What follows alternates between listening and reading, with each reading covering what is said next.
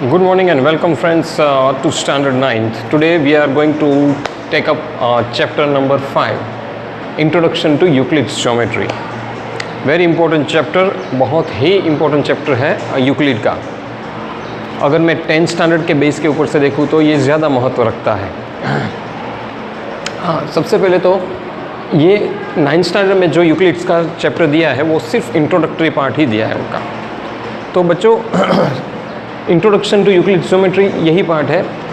Now पहले तो question ये होता होगा कि यूक्लिड कौन था. यूक्लिड एक बहुत महान मैथमेटिशियन था. उन्होंने वो ग्रीक मैथमेटिशियन था और उन्होंने ज्योमेट्री के ऊपर बहुत अच्छा काम किया.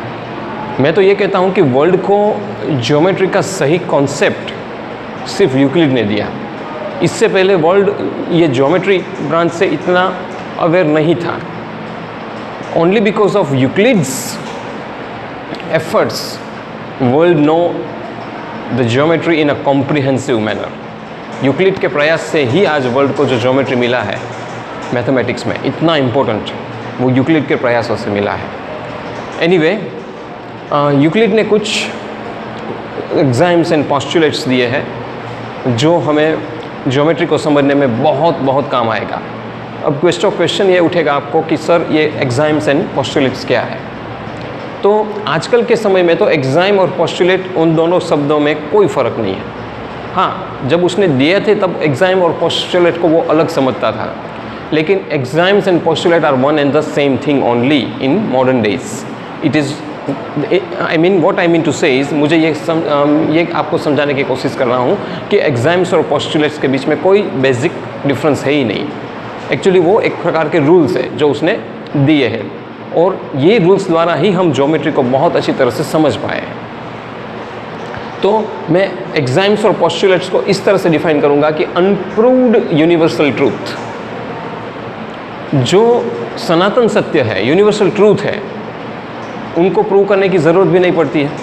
वो प्रूव होता ही है. जैसे कि मैंने कहा कि भाई sun rises in the east, तो उसमें ये यूनिवर्सली एक्सेप्टेड है, प्रूव हो चुका है. तो उनको मैं क्या प्रूव करूं. तो ज्योमेट्री में कुछ ऐसे खास नियम दिए यूक्लिड ने जिनको उसने एग्जाम्स और पोस्टुलेट के नाम से हम जानते हैं. वो ऐसे अनप्रूव्ड यूनिवर्सल ट्रूथ है, वो ऐसे ट्रूथ है जिसको मुझे प्रूव करने की ज़रूरत ही नहीं है, वो अपने आप ही वो प्रूव हो चुके हैं. तो उसके बारे में मैं इस चैप्टर में हम स्टडी करेंगे. ये मेरा कहने का मतलब है. सेकेंडली, थियरम्स कुछ उसने दिए हैं जो हाँ, थियरम शब्द बहुत ज्योमेट्री में उपयोग होता है, आपको ये पता है.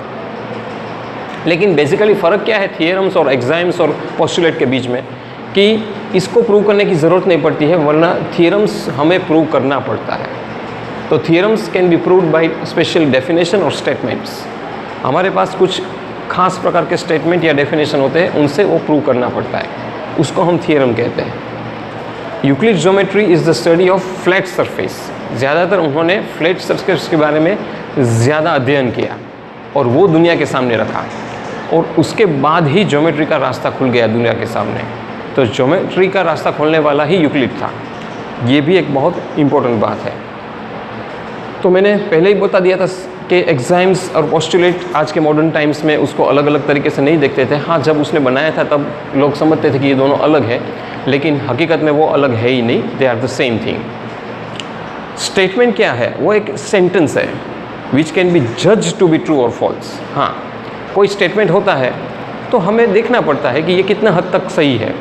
जैसे कि कोई एक स्टेटमेंट आया ज्योमेट्री में, तो हमें वो जज करना पड़ता है अलग अलग डेफिनेशंस के सपोर्ट से, अलग अलग पोस्टुलेट के सपोर्ट से, अलग अलग थियरम की मदद से कि वो कितना सही है कि जी.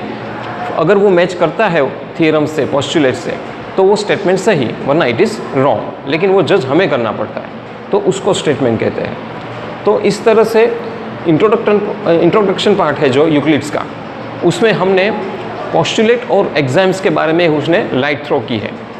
तो आज मैं पार्ट फर्स्ट में आपको यूक्लिड का एग्जाम्स और पोस्टुलेट क्या है वो समझाया, लेकिन वो कितने एग्जाम्स और कितने पोस्टुलेट्स है यूक्लिड ने जो दिए थे उस टाइम जब वो थे, उसके बारे में डिटेल में मैं पार्ट नंबर 2 में कल आपको समझाऊंगा. आज मैंने सिर्फ इंट्रोडक्शन पार्ट समझाया, मैंने एग्जाम्स क्या है, पोस्टुलेट क्या है, स्टेटमेंट क्या है, थियरम क्या है, यूक्लिड कौन था, यूक्लिड की ज्योमेट्री ने क्या काम किया, वो सब हमने आज इंट्रोडक्शन पार्ट में डिस्कस किया।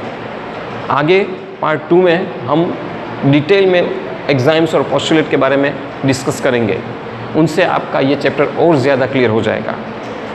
अगर बच्चों ये वीडियो आपको अच्छा लगा हो तो शेयर, लाइक और सब्सक्राइब ज़रूर कीजिए। Thank you very much for listening me. Thank you.